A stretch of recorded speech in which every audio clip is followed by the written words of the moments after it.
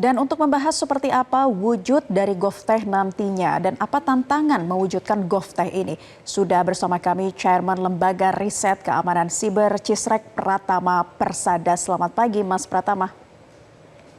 Selamat pagi Mbak Nela.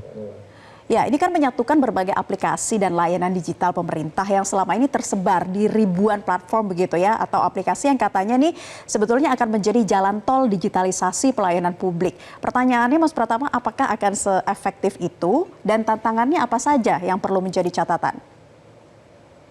Ya, saya pikir yang disampaikan Pak Jokowi tadi benar ya, bahwa saat ini pemerintah dituntut untuk memberikan layanan digital kepada masyarakat, tetapi kenyataannya layanan tersebut malah bikin ribet gitu. Kalau misalkan satu institusi gitu, satu instansi itu menerima layanan masyarakat, ketika instansi tersebut nggak usah berpindah ke instansi lain, di dalam satu instansi beda satker aja, itu mereka harus masukkan data lagi dan lain-lain begitu, sehingga proses digitalisasi itu bukannya mempercepat, mempermudah, efisien, jadi malah lambat. Apalagi ketika aplikasinya begitu banyak begitu. Bingung kan? Bingungnya itu bukan karena apa namanya penggunaannya gitu, tapi bingungnya itu adalah ini data kita ini kok nggak bisa disatukan begitu, sehingga kemana-mana kita harus pakai memasukkan registrasi lagi, kemudian kita harus daftar lagi dan lain-lain. Padahal data kita ini ada gitu. Nah ini sebenarnya yang membuat kita ini butuh aplikasi super apps namanya ya gitu. Ini Inagov yang nanti gitu bisa digunakan oleh masyarakat kita untuk menerima layanan pemerintah dengan cepat, efisien, kemudian murah, tidak ada calo dan lain-lain begitu. Ini hal yang bagus. Tapi kita perlu ingat bahwa ketika Peruri diberikan mandat untuk melakukan ini gitu, mereka harus bisa berpikir bahwa ancaman cyber yang nanti akan datang itu akan luar biasa besarnya. Kenapa? Karena kemarin ketika aplikasi itu masih misah-misah, ketika satu institusi itu diretas gitu ya kan, institusi lain masih aman gitu. Nah ini kalau nanti semua data disatukan, kemudian semua aplikasi disatukan, kemudian ternyata Peruri nggak kuat untuk menahan serangan hacker, ya tentu saja akan membuat ini apa namanya malah membuat rusuh gitu. Rusuhnya itu adalah layanan yang harusnya bisa dinikmati masyarakat akhirnya bisa down. Contohnya kemarin beberapa tahun yang lalu materai digital yang buat oleh Peruri ternyata layanannya sempat down 3 hari lebih gitu. Nah itu hal-hal yang menurut saya perlu diperhatikan. Kemudian di tahun 2023 juga Peruri ada histori dia kena deface gitu, teretas websitenya. Oleh karena itu nggak boleh main-main lagi nih.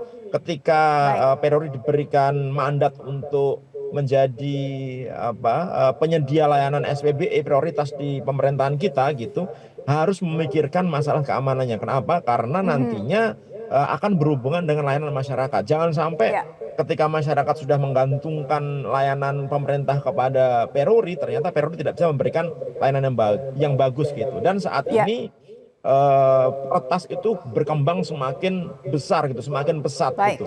Musuh-musuh kita itu bukan hanya state tapi juga non state actor gitu Mbak. Ya, jadi itu yang perlu menjadi perhatian dan catatan besar. Namun sebelum kita lebih jauh lagi membahas mengenai antisipasi kebocoran data nih, Mas Pratama, tadi juga menarik hal yang disampaikan oleh Menpan RB bahwa GovTech Ina Digital ini bukanlah platform atau aplikasi, tapi menyatukan ribuan platform dan aplikasi ya dalam satu digitalisasi begitu yang terintegrasi. Nah ini sebenarnya wujudnya akan seperti apa sih kalau menurut Mas Pratama? Ya gimana kita menyatukan ada 27.000 aplikasi terintegrasi gitu. Ya menurut saya pasti akan dibuat satu aplikasi khusus, dan ini sebenarnya sudah dibicarakan sejak beberapa tahun yang lalu di Bappenas begitu. Kemudian ada Menpan RB juga hadir saat itu, saya kebetulan juga hadir.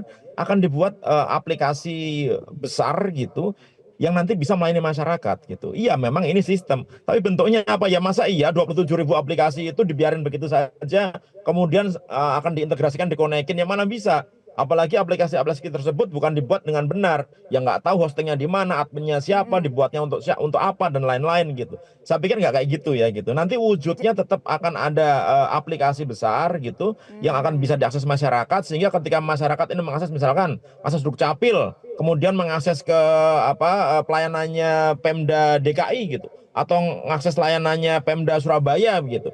Itu nanti nggak perlu lagi masuk ke aplikasi-aplikasi khusus spesial gitu yang dimiliki oleh masing-masing pemerintah daerah itu. Nah, Peruri nanti akan mewujudkan ini semua, membuat super apps ini gitu sehingga bisa menampung semua kebutuhan masyarakat gitu, Mbak. Jadi bukan bukan berarti bahwa ya ini bukan aplikasi, ya bentuknya pasti aplikasi, nggak Ya, mungkin nggak. Yang jadi tentunya masalah adalah baik. aplikasi-aplikasi yang begitu banyaknya di Indonesia ini, Ya, begitu banyaknya di instansi pemerintah ini nanti akan disatukan. Nah, untuk melakukan baik. ini butuh proses, karena apa? Karena datanya juga banyak. Nah, Nah, menyatukan data ini juga menjadi problem sendiri nanti. Kenapa? itu Karena tadi ya, Mas masing-masing institusi Pratama. itu merasa data itu adalah miliknya mereka gitu.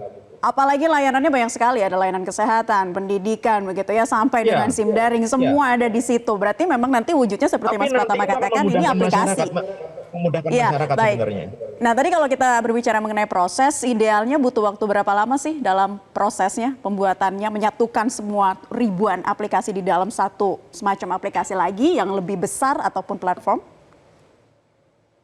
Kalau menurut saya ini kan Peruri sudah merencanakan sejak setahun 2 tahun yang lalu ya gitu. Saya pikir prototipenya juga sudah jadi gitu. Jadi untuk menyatukan ini, kalau koordinasi antar instansi itu bisa berjalan dengan baik, karena ini kadang-kadang susah gitu. Saya pikir dalam waktu 3 sampai 6 bulan bisa lah gitu. Prototipenya bisa dirasakan oleh masyarakat gitu. Nggak perlu sampai nunggu sampai setahun, tahun depan. Saya pikir sih enggak ya gitu. Karena sebenarnya tidak susah, asal sebenarnya mau gitu. Karena kita kan tahu bahwa aplikasi-aplikasi itu basisnya juga di database. Itu database itu sekarang sudah gampang gitu, walaupun formatnya beda-beda bisa diintegrasikan gitu. Makanya saya bilang tadi, yang penting itu mau apa tidak, institusi pemerintah itu mau nggak menyatukan sistem yang mereka miliki ke dalam sistem Ina digital ini, gitu aja sih.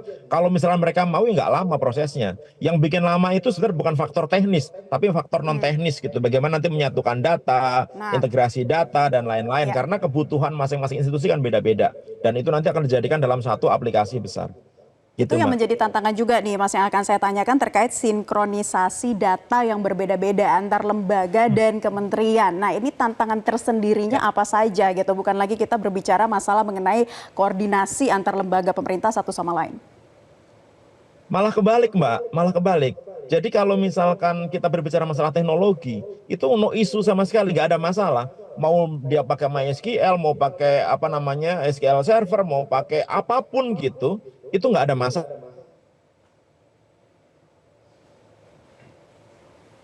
Mas Pratama, Mas Pratama, mohon maaf sambungannya terputus. Apakah masih bisa mendengar suara saya? Mas Pratama dari Siber Cisrek. Ya, pemirsa, sepertinya kami mengalami kendala komunikasi. Tadi kami membahas mengenai GovTech, layanan digital yang terpusat, akankah aman? Terutama ini kita menyoroti mengenai kemungkinan kebocoran data, di mana ini adalah sistem layanan digital yang terintegrasi dari ribuan aplikasi atau juga platform. Jelajahi cara baru mendapatkan informasi. Download Metro TV Extend sekarang.